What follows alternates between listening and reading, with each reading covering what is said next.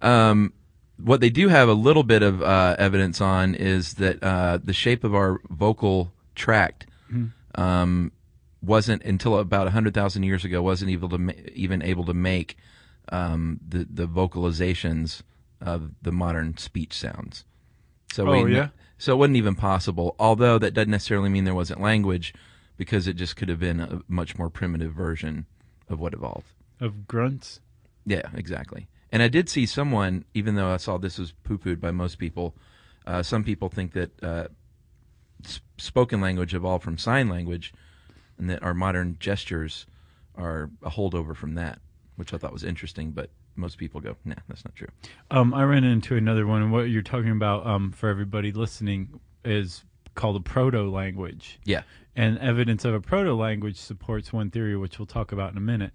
But one idea for a proto-language was that we started talking using onomatopoeia. Oh, really? Which would make snap, crackle, and pop like the oldest words on Earth, you know? Yeah.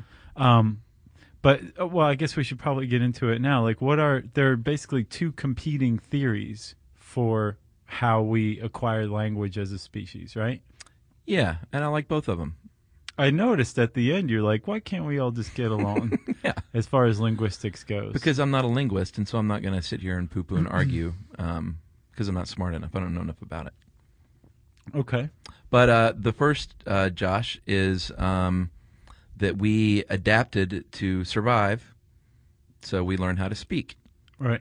And that's kind of the simplest way to say it. The example I gave in here is, and then we'll talk about who are the leaders in this whole category that believe this. But tuk-tuks hunting on the range, on the plains, on the savannah. Yeah. And tuk-tuk, thunder scares away the deer, so tuk-tuk goes hungry. Right. So then later on, tuk-tuk has already maybe learned to grunt about like the deer being nearby to his buddy. Who's his friend? Did we ever name a friend? Oh, Mort. Morty. Yeah. So he's already learned how to tell Morty that deer are nearby. So shut up. Right. Because Morty talks too much. Just incessantly. Yeah.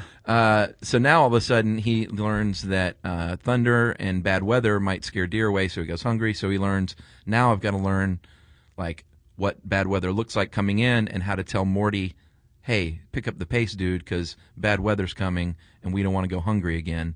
So that was just one of the stepping stones in evolving speech. Right. And it's kind of like the idea behind it is that the speech evolved out of the combinations of these things, like you're saying. Yeah. So you put them together, and all of a sudden, that makes a lot of sense. I'm able to describe some larger portion of the world around us. Yeah, and as things got more complex, the language had to, like Right. as they learned more things. Right, like we settled down, and Sure. agriculture would have had like a huge impact on something like that. Yeah, and keeping children alive, apparently. Like once we settled in villages, a lot of people think that language really took a leap forward because we had to, keep the species alive by protecting the kids. I guess also the idea that you could warn somebody about something, right? Sure. That isn't necessarily just something you could point at Right. and be like, let's get out of here through gesture. Right. Something maybe further away, something that you couldn't see right then. That would lead directly to a trait that led to survival. Yeah. Which is the whole basis of natural selection. Exactly. Which means that people who could do that would be able to go reproduce, and that trait would survive and be passed along. And I imagine reproduction and all needed its own language as well. Right. You know what I'm saying? Like, hey, mama.